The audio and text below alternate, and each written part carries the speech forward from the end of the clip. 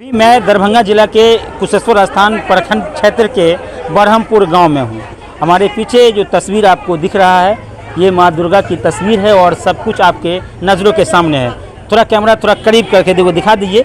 सप्तमी के दिन जब ये पट खुला था तो यहाँ पर श्रद्धालुओं की काफ़ी भीड़ हो गई थी। उसके बाद की दुर्गा माता के 9 रूप कौन कौन से हैं, हम ये जानने के लिए पंडित जी के पास है। सबसे पहले आप अपना परिचय दे दीजिए। गौरी कांत झा जी, घर आसो।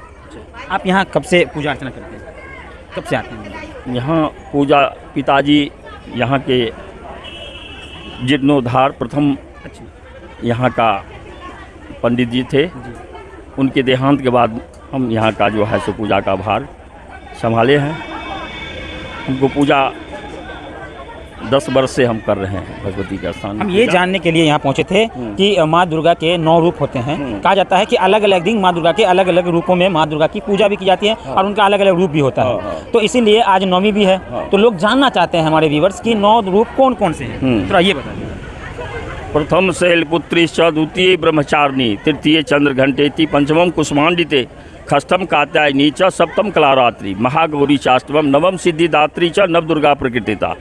नवों रूप जो है भगवती का अपने अपने नियत प्रतिदिन उनका अलग अलग रूप का पूजा होता है और लोग श्रद्धालु जो हैं उनसे जो है सो अपना यश प्राप्ति लेते हैं। कहते हैं कि 9वीं के दिन किस का पूजा होता है? सिद्धिदात्री का पूजा होता है। इसी तरह अष्टमी के दिन, फिर सप्तमी के दिन, तो सबका अलग अलग दिन पूजा होता है। हाँ, प्रथम शैलपुत्री शैल माता जो है उनका पूजा पहला दिन होता है। दूसरा दिन जो है ब्रह्मचारिणी का पूजा है। तीसरा दिन कुष्मांडा का पूजा होता है। चौथा दिन जो है कालरात्रि को होता है। अष्टमी को जो है, सप्तमी को जो है सिद्धिदात्री को, नवमी को सिद्धिदात्री को पूजा होता है। आज का दिन जो है सिद्धिदात्री का पूजा है। सभी श्रद्धालु सेवा भक्ति भाव से, और यहाँ जो है नवों रूप में नवों दिन भगवती के बालिका को भोजन कराने से, कुमारी कन्या को भोजन कराने से बहुत अनन्य फल प्राप्त होता है। नवों दिन अपने अपने श्रद्धा मुताबिक लोगों अपना जो है सो कुमारी कन्या को वस्त्र, आभूषण, भोजन, दक्षिणा दे करके, पैर धो करके, उनको जो है सारा श्रृंगार करके, उनका जो है भगवती स्वरूप मान करके जो है उनका पूजा करते हैं और भोजन कराते हैं। इस त्योहारों में अलग अलग मान्यताएं हैं लोगों का, ये आप लोग भी भली भांति जानते होंगे। विनय कुमार पासवान हमारे साथ जुड़ेंगे। अभी हम बात कर रहे थे यहाँ के पंडित जी से और जानकारी ले रहे थे कि देवी के 9 रूप कौन कौन से हैं। आपने जान लिया। विनय जी, आपके गांव के ये सिद्धपीठ मंदिर कहलाता है। वैसे यहाँ पर हज़ारों के तादाद में श्रद्धालु तीनों वक्त आते हैं। जब आरती का समय होता है, चाहे वो संध्याकालीन आरती हो या फिर तीनों आरती में शामिल होते हैं। क्या कहेंगे इस मंदिर को लेकर, क्या कुछ मान्यता है? देखिए, ये शक्ति सिद्धपीठ बरहमपुर वाली दुर्गा मैया है।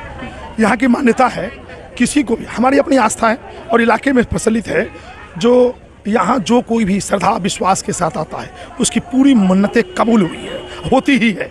आज तक इस दरवाजे से कोई खाली हाथ नहीं लौटा है। अभी जिस पंडित जी से हमारी बात आप कर रहे थे, वो पंडित जी के पिताजी इस मंदिर के सृजनकर्ता में से हैं और इनका भी इसी तरह से हो रहा है। जीवन पर्यंत इनका चलता रहेगा। अभी एक और आपके साथी पत्रकार ने कहा जो कुमारी कन्या खिलाने की क्या प्रथा है, तो हम आपको कहते हैं, माता जगत जननी बोली थी।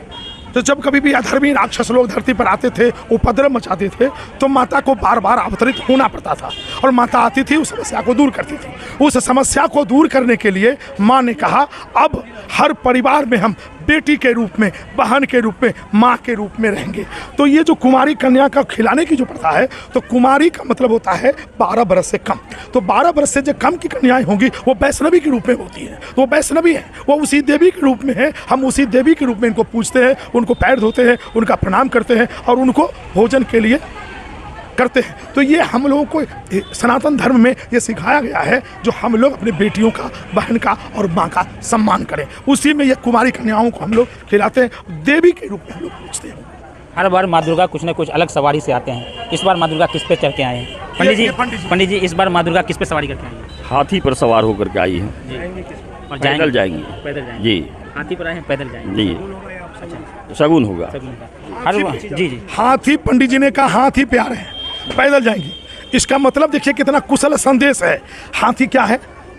हाथी लक्ष्मी है, धान लेके आ रही हैं, सुख दे करके, संपदा दे करके रहेंगी और पैदल जाएंगी, यानी अपने साथ वो कुछ लेके नहीं जा रही हैं। इसीलिए अखंड भारत का जो सपना है, सनातन धर्म की जो जय हो रही है, तो माता आ रही हैं, सुख लेके आ रही हैं, संपदा लेके आ रही हैं, विद्या लेके आ रही हैं, ज्ञान लेके आ रहे हैं, सद्बुद्धि लेके आ रहे हैं। सबको देख के खुद अकेले जाएंगी पैदल, ताकि कहेंगे हे जनमानस के लोग, हे अखंड भारत के सपना देखने वाले लोग, हे सनातन धर्म के मानने वाले लोग, आपको सब कुछ दे रहे हैं, केवल आस्था रखना, विश्वास रखना, समझदार रहना, मिल के रहना, भाईचारा बना के रखना, अब अपने सनातन धर्म का झंडा का जय जयकार करते हैं। इस दुर्गा पूजा लोगों को क्या कुछ संदेश देना चाहेंगे, जो श्रद्धालु हैं, जो लोग आते हैं, उनको किस प्रकार का यहाँ पर देना? हम संदेश आपके चैनल के माध्यम से देते हैं, सद्भाव के साथ रहिए, मिल्लत के साथ रहिए, एक दूसरे से गले मिलते रहिए, कोई भी कोई हो, लेकिन सबको यही कहते हैं, सबके सुख की कामना, सबके समृद्धि की कामना। और अब फिर से कह रहे हैं, हे जगत जननी जगदम्बा, निर्धनों को, जो गरीब है, जो ज़रूरतमंद है, उसको आप करोड़ गुना दो, और जो अमीर है, जो समृद्धशाली लोग हैं, उसको इस बार 10% की कटौती कर दो।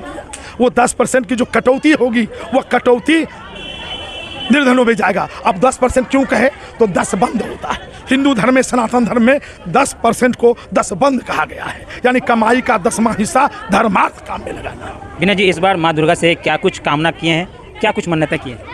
मैं माँ दुर्गा को अपने इलाके का खुशहाली, आंसो, मझियाम और बरहमपुर, चूँकि पूरे देश में हर्षोल्लास के साथ माँ दुर्गा की पूजा हो रही है, तो सारे सनातनी पूजा कर रहे हैं।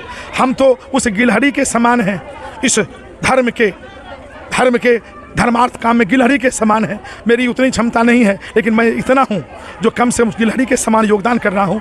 तीनों गाँवों को सुख, समृद्धि, धन, संपदा, प्यार, सद्भावना का कामना करते हैं। सब खुशहाल रहे, सबकी जय जयकार हो, साथ में माँ का अखंड ज्योति जलते रहे, सनातन धर्म की जय हो। चंद्र ग्रहण हो या धर्म को बाधा करने वाला ग्रहण हो, या धर्मी सनातन को गाली देने वाला व्यक्ति हो, सारे ग्रहण का कूस, कले, पाप, भ्रष्टाचार, सबका विनाश हो जाएगा। अधर्मी अधर्म पर धर्म की विजय की प्राप्ति होगी। चंद्र ग्रहण से क्या होगा? ये चंद्र ग्रहण जो लगा है, या भ्रष्टाचार के रूप में तो अधर्मी लोग कर रहे हैं, या पापी लोगों का काम है जो इसको दुष्प्रचारित करते हैं। वह कुछ संदेश लेके आता है, वह चंद्रग्रहण बता रहा है, जो देखो अब उजाला होने वाला है, ज्ञान की वर्षा होगी, धन की वर्षा होगी, संपदा की वर्षा होगी। और आप तो कह ही दिए हैं, हम भी कह दिया है, हाथी पे आ रही हैं माँ लक्ष्मी, धन को लेकर आ रही हैं, तो सब खुशहाल रहेगा, समृद्ध रहेगा, माता की जय जयकार।